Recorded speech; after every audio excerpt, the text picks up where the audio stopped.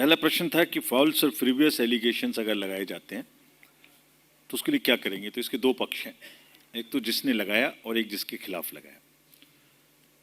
तो जिनके खिलाफ लगाया उनको हम नेचुरल जस्टिस का प्रिंसिपल फॉलो करेंगे। जो भी एलिगेशन लगा उनको एक मौका देंगे, पहले नोटिस देके कि आप बताइए क्या होने वाला है, मतलब क्यों आपने ऐसा किया।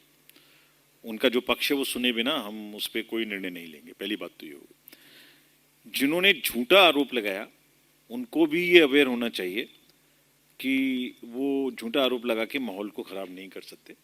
ये उनको भी स्पष्ट इसके विषय में, अगर हमें झूठ की बात मिलेगी जो मतलब काउंटर होने से ये भी हो सकता है कि उनका पक्ष है वो सोचते हैं कि ये झूठ है, उनका पक्ष है वो सोचते हैं नहीं है। So there is a system by which we take that decision, but we will not act without giving, following the principles of natural justice, giving an opportunity to explain.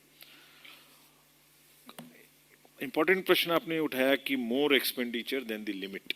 जो लिमिट है उससे ज़्यादा एक्सपेंडिचर, उसमें बहुत सारी चीज़ें करने की प्रयास है इस बार। पहला, सबसे पहले जो एक्सपेंडिचर के आइटम्स हैं उनकी कॉस्ट फिक्स होगी डिस्ट्रिक्ट मजिस्ट्रेट्स के द्वारा कि इस चीज़ पर इतना आइटम पे पैसा खर्च होने वाला है। तो वो एक एक्सपेंडिचर ऑब्जर्वर्स आएंगे, वो एक्सपेंडिचर ऑब्जर्वर्स उसको रजिस्टर को बना के रखेंगे, काउंट करेंगे लगातार।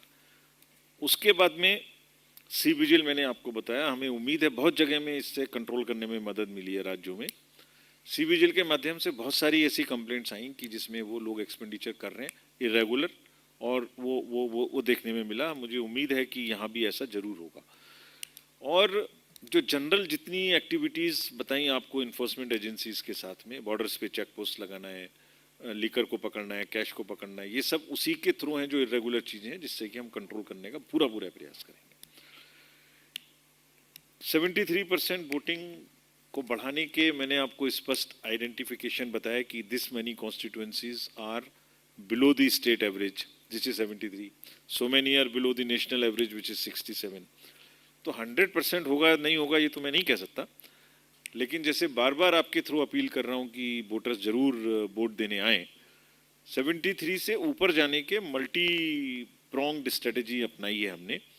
जैसे मैं भी मीतू कहा कि ये तो वुमेन आइडेंटिफाई करें, नया वोटर बनने की एज 18 साल से पहले ही आप 17 साल में अप्लाई कर दें, जिस साल में 18 होने वाले। नए यूथ को हम एनरोल करें, पोलिंग स्टेशंस उनको नज़दीक लेके जाएं, सारे प्रयास किए गए हैं जिससे कि वोटिंग ज़्यादा से ज़्यादा। And we are sure that in Orissa this time voting percentage should increase. The areas of concern, mainly voting is one area of concern कि लोग ज़्यादा से ज़्यादा निकल के आएँ। दूसरा एरिया ऑफ कंसर्न है कि जो पोलिंग स्टेशन है उनको अच्छा बनाया जाए ताकि जो एक्सपीरियंस है वोटिंग आने का वो अच्छा हो, और स्पेशली गर्मी के समय में तो थोड़ा पंखा, थोड़ी ये सब चीज़ों की व्यवस्था, पानी, टॉयलेट, ये सब व्यवस्था किया जाए। देन जो पर्सन्स विद डिसेबिलिटीज़ और सीनियर सिटीजन्स हैं, वेरी सीनियर सिटीजन्स, उनको निश्चित रूप से या तो घर पर या तो वहाँ आने में सारी सुविधा प्रदान की जाए।